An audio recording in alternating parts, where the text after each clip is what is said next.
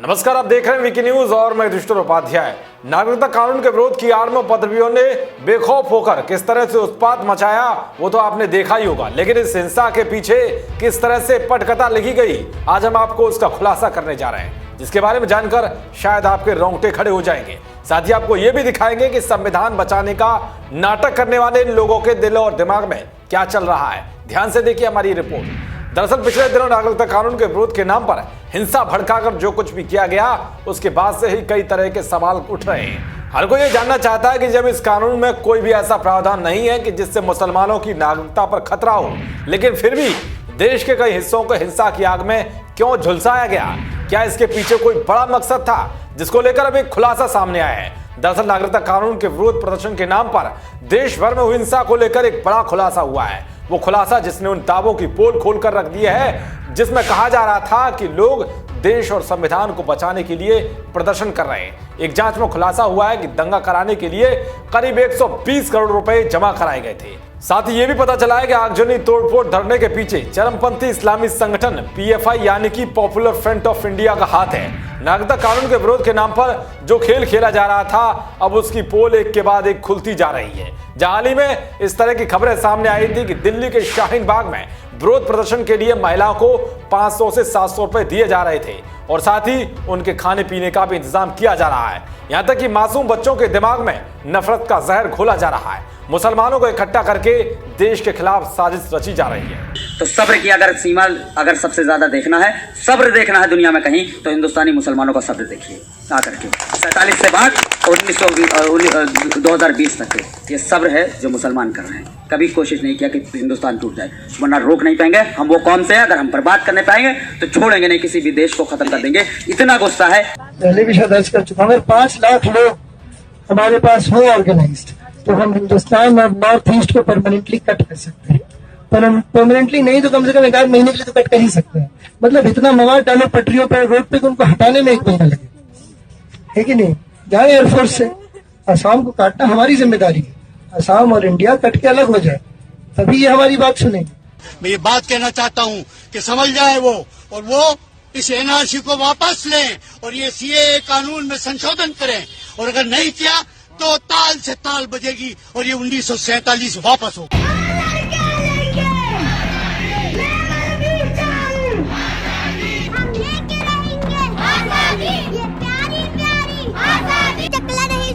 समझ रहा है, अमित शाह सोच रहा है कि मैं मुसलमानों को मार दूंगा और मोदी को मार दूंगा, इस देश में अकेला रहूंगा।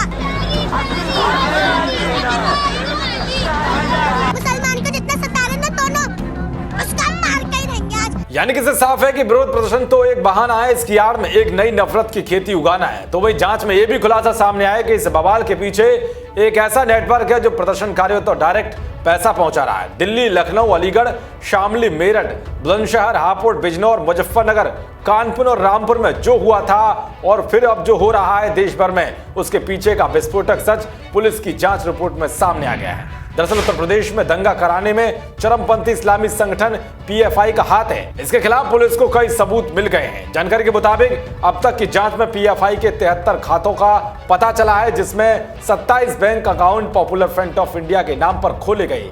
9 बैंक खाते PFI से जुड़े संगठन रेहब इंडिया फाउंडेशन के हैं और इसी संगठन ने 17 अलग अलग लोगों और संगठन के नाम पर 37 बैंक खाते खोल रखे हैं। इन 73 बैंक खातों में हुए लेन देन की जांच में बड़ा खुलासा हुआ है। जांच एजेंसियों को चकमा देने के लिए 73 खातों में करीब 120 करोड़ रुपए जमा कराए गए थे, लेकिन मामूली रकम खातों में छोड़कर खातों को खाली कर दिया गया है। इन साजिशकर्ताओं ने इस बात का पूरा ध्यान रखा था कि ये जांच एजेंसियों की नजर में ना आए और पैसा सही जगह पहुंच भी जाए। पता चला है कि 4 दिसंबर 2019 को CAB संसद में पेश हुआ और इसके बाद PFI से जुड़े 15 खातों में करोड़ रुपए जमा होने लगे।